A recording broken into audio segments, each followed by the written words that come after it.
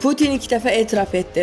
Azərbaycan təyyarəsini Rusiya vurub. 2024-cü ildə baş verən və uzun müddət sir kimi saxlanılan o faciə nəhayət cavabını tapdı. Vladimir Putin ilk dəfə etiraf etdi ki, Azərbaycan aviaşirkətlərinə məxsus təyyarə Rusiya hava hücum sistemləri tərəfindən səhvən vurulub. Hadisə nəticəsində 38 nəfər həlak olmuşdu. Putinin sözlərinə görə bu texniki səhv və koordinasiya çatışmamazlığı nəticəsində baş verib. Rusiya prezidenti həm məsuliyyəti qəbul etdi, həm də kompensasiya ödəniləcəyini açıqladı. Bu etiraf birmənalı şəkildə Azərbaycan-Rusiya münasibətlərində yeni səhifə aça bilər. Çünki dərhal ardından düşənbədə İlham Əliyevlə Putin arasında vacib bir görüş keçirildi. Görüşdə həm faciə, həm də iki ölkə arasında yaranmış gərginliklər müzakirə olundu. Məlumata görə tərəflər gələcəkdə irtibat mühitini bərpa etmək, birbaşa əlaqə kanallarını açmaq barədə razılığa gəliblər. Diplomatik mənbələr isə bunu belə qiymətləndirir. Putinin bu etirafı həm beynəlxalq təzyiqlərin nəticəsidir, həm də Bakı ilə münasibətləri qorumaq cəhdidir. Amma sual hələ açıq qalır.